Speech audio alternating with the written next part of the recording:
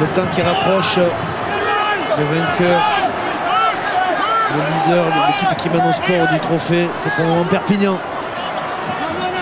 Grosse maîtrise dans cette deuxième période du côté de l'USAP. Durand dans la boîte. Un peu longue, mais il va falloir quand même assurer la... Ouh là en revanche c'est une grosse pénalité. Ça joue vite. Avec Mignoni qui emballe, avec une passe pour Rodebert. On était peut-être pas à 10 mètres côté catalan. Que dit monsieur Matteux? Écoutons-le. Je crois qu'il va revenir à l'avantage. Ah, il est revenu quand même regarder la fin de ce match sur les écrans. Super Mario. Sur le plaquage et après le blanc. C'est solide, Perpignan. C'est solide, c'est homogène. Il n'y a pas de star, il n'y a pas de grands joueurs, mais c'est solide. Il y a un très bon groupe. Et il y a Maxime Mermoz qui a des crampes, a priori, alors qu'on revoit cette pénalité rapidement jouée par Pierre Mignoni. Il était monté en pointe. C'est bien arbitré parce que le plaquage de Maxime Mermoz, je crois, tape le ballon. Et donc, effectivement, première saison à l'USAP pour Maxime Mermoz, ancien de Toulouse, formé à Toulouse. Qui est au dire de Jacques Brunel, une fois de plus, une pure merveille. Il fait une très belle saison. Il est convoqué d'ailleurs par l'encadrement de l'équipe de France pour rejoindre les Bleus dès demain matin. Direction la Nouvelle-Zélande. Elle a tourné cette mêlée, elle a tourné. Oh, les Catalans qui sont en train d'assommer littéralement les Clermontois avec cette mêlée qui tourne. Et introduction pour Nicolas Durand maintenant à suivre. 10 minutes à jouer, 9 points de retard. Fabien, est-ce que vous pensez à ce moment du match que Clermont peut remporter encore cette finale? Allez, mouillez-vous. Les deux sont pas liés là. Les deux sont pas liés. Mais attendez, pourquoi vous voulez le résultat de suite? Attendez, il nous reste 10 minutes de jeu. Non, mais je vois là. Vous voulez toujours tout de suite. Attendez, laissez jouer. Difficile, je dis, mais pas impossible. C'est vrai que pour le moment, on sent vraiment Perpignan prendre l'initiative, la maîtrise, le contrôle. Voilà, le contrôle du match. Guirado qui est passé au sol.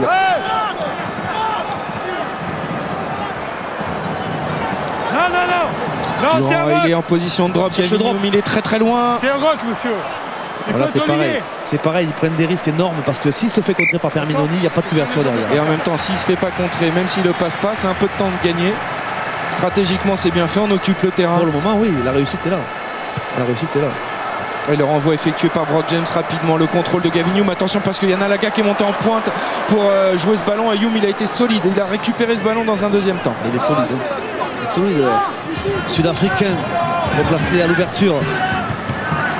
Et il y a une atmosphère étrange là au Stade de France. Dans les deux camps, on n'ose pas y croire. Du côté de Perpignan, on n'ose pas trop applaudir. Et du côté de Clermont, on est complètement éteint.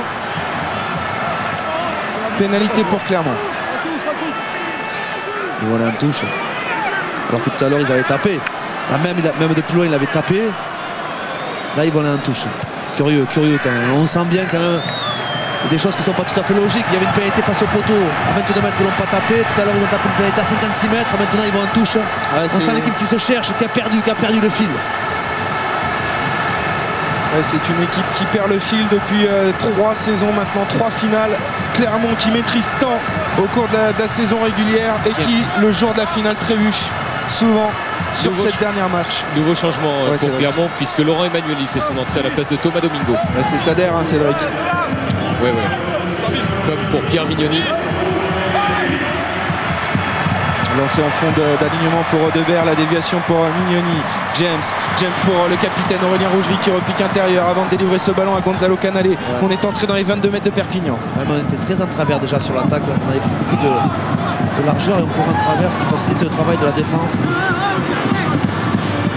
Mignoni pour James, il faut absolument marquer dans les minutes qui suivent pour les Clermontois avec Floch qui repique intérieur pour retrouver du soutien. Mignoni avec Canale à nouveau, lancé comme un boulet, il avance centimètre par centimètre, ballon récupéré, confisqué par les Catalans. Je crois que c'est Kissipoulou, qui a récupéré ce ballon. Là, ce ballon est important. Ouais, il coûte cher, il vaut cher. Ce ballon était important. On arrête le jeu et on va chercher à repartir. Ouais, et Gavin Hume, il peut trouver la touche. Non, il va pas trouver la touche. Il n'y arrive pas, mais il pouvait. Floch pour Babi. Découpé par Pérez, mais il a pu transmettre quand même à Elvis Vermeulen qui lui reste sur ses appuis. Il s'est exposé, Babi, il reste au sol. Pour qu'il se relève. James avec Canalé qui navigue. Pris par Mermoz. Grosse défense de Perpignan. Et encore un ballon récupéré par Perpignan. Quelle défense! Il y a même un en avant commis par Clermont. Ouais, les vivas, les hurrahs du public catalan. Ça c'est technique ce qu'ils viennent de faire. Ça c'est très technique ce qu'ils viennent de faire les Catalans. Alors c'est Farid Sid qui a mis les mains dans le moteur, mais en attendant, Marty se plaint de crampes et souffre visiblement sur le bord de la touche. Il vient de récupérer la possession sur le duel plaqueur-plaqué. Farid Sid est allé chercher le ballon pendant que Marty immobilisait le porteur de balle. Ça c'est bien fait. Regardez ça, le travail. Voilà. C'est Marty qui travaille. Nicolas Durand qui a des crampes. Nicolas Durand qui a été en concurrence en début de saison. Ça a été dur. Hein. C'était plutôt Chris Cusiter qui lui était préféré. Et il a su redresser la barre en cours de saison. Et il fait une belle fin de saison. Oui, il a évolué dans son jeu. Beaucoup plus de maturité, beaucoup plus de contrôle. Comme il avait déjà du talent à disposition. Il savait jouer au rugby. Eh bien, la maturité a fait la différence. Et comme Chris Cusiter quitte en plus l'USAP, puisqu'il va retourner en Écosse, eh bien, le boulevard... Bien sûr, on va changer David Marty là, qui ne peut plus courir. Ah oui, il a effectivement... Et vraisemblablement Jean-Philippe Grand-Claude va rentrer à sa place. Et David Mellet lui aussi va rentrer en jeu, semble-t-il. David Mellet, le pompier de service du côté de Perpignan, qui a rendu tant de services cette saison aux Catalans. Il a joué à la mêlée, il a joué à l'ouverture. Il jouait surtout en début de saison avec les espoirs et concours de circonstances, avec toutes ses blessures à l'ouverture, avec Meyer, avec Carter, avec Larag. Et bien Mellet a fait plusieurs apparitions et là il rentre à la mêlée. Hein. Il remplace Nicolas Durand, exactement. Oui. Et il mérite de jouer cette finale. Je pense que c'est aussi pour le récompenser, bien sûr, parce qu'il n'est jamais passé à côté. Grosse poussée de Clermont et là on a envie de la jouer vite, donc ça chamaille un petit peu avec Bonner qui s'énerve. Ouais, il s'énerve, ça sert à rien. Ça ne sert absolument à rien, ça fait juste courir le chronomètre. 5 minutes et 35 secondes précisément. Clermont a 9 points de retard et Clermont n'a pas la possession du ballon puisque c'est David Mellet qui va introduire cette mêlée. C'est parti, Mellet écroulé. Ça manque de maîtrise là. Et Cédric, quelles sont les réactions un peu sur le banc de Clermont? On s'inquiète, on s'active ou... Je peux vous dire qu'on est plus qu'inquiet, Mathieu. On est complètement abattu pour le moment.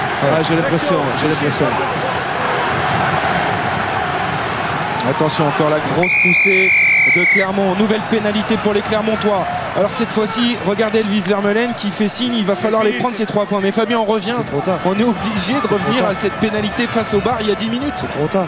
10 minutes, on aurait pris 3 points. Excusez-moi du peu, mais là on se trompe. Ouais, On s'est trompé à des moments importants, notamment cette pénalité qui était... Je crois que c'était un bras cassé, messieurs, en fait, tout à l'heure, il me semble. Ah, peut-être. Vous êtes sûr? J'ai vraiment des doutes. Oui, j'ai vraiment l'impression, c'est pour ça. Je confirme. Allez, en tout cas, moi je ne crois pas. Bon, on reverra ça. On en reparlera peut-être à la fin du match. Elle est quand même très importante, cette pénalité en coin pour Brock James. Ça part. Oh, ça fuit les poteaux. Ça fuit les poteaux. Le meilleur réalisateur du top 14 qui manque une pénalité ultra importante à 4 minutes de la fin du match. Clermont reste à quai. Clermont reste à 9 points de Perpignan. Là, c'est plié. Là. Je pense que c'est plié pour le suspense. Ultime changement pour Clermont puisque le numéro 12 Gonzalo Canalé fait sa sortie ainsi que Napoleoni Nalaga qui sont tous les deux remplacés par Seremia Baye, le numéro 21, ainsi que par Pierre-Emmanuel Garcia. Voilà, vous savez tout. Voilà, comme ça tous les joueurs de Clermont auront participé à ce match. 4 minutes à jouer, il faut absolument emballer, essayer d'aller marquer un essai. Attention là, parce que ce ballon il est perdu, ça peut être terrible. Le contre de Perpignan maintenant avec Maxime Mermoz qui repique intérieur, qui rentre dans les 22 mètres de Clermont. C'est sur vite extérieur.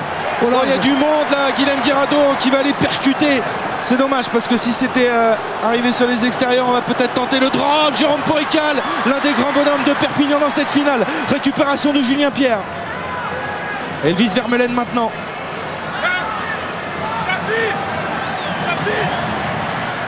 Vermeulen qui est passé au sol. Mignoni pour Brock James. James pour Rougerie. Ouh là là là là.